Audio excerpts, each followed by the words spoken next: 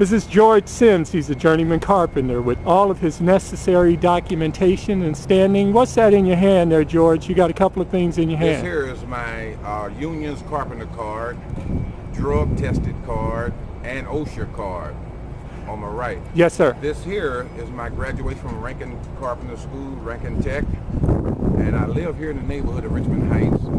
I shop here, unemployed at the time, and I've contacted the general contractor from ground zero in reference to a job, and all I'm getting is a song and a dance, and instead of bringing white carpenters from out of the area to work here, and that's not acceptable.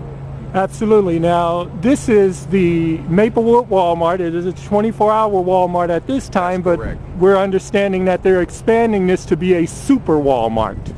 And that's what the construction is that we're seeing over George's shoulder, is a super Walmart being constructed. Right. Now, like George has said, this is in Maplewood. There's a great deal of African American population in Maplewood, including George and his family. And there is a great deal of African American shoppers that patronize the Walmart here in Maplewood. Yet, they are expanding their project to a super Walmart with absolutely no African American workers in the workforce that are doing the construction and contracting on the job. George, how long have you been observing this situation? I started making initial contact before there was any ground broken here.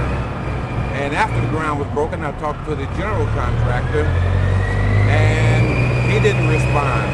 I also talked to the co-manager in the store, and they had no response. I also talked to the manager. She did respond with a negative attitude from corporation.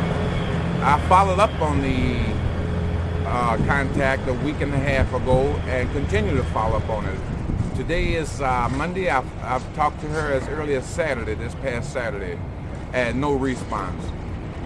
Thank you, George.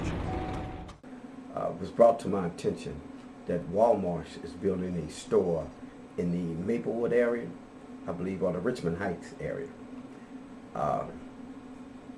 And there are not enough African Americans that are participating in building this Walmart.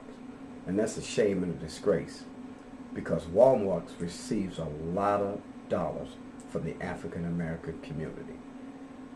They patronize Walmart. They shop faithfully with Walmart. And if our people are good enough to give Walmarts their money, they're good enough to make money from Walmarts. And I think if Walmart, the owner themselves, are not conscious of it, then we need to make them conscious of it. We're well aware that Jay Williams Heating and Cooling will be doing some work on that project. And we're happy for Jay, because Jay does hire African Americans in this company, and he does a fine job. He's a great craftsman. But one pepper in a sea of salt is not enough. We need to have at least 25% to 35% African American subcontractors on their job, and a large portion from 35 to 50% of African American workforce on their job. If not, then we need to get the public aware that we need to stop spending our money with Walmart, if we're not good enough to make money from Walmart.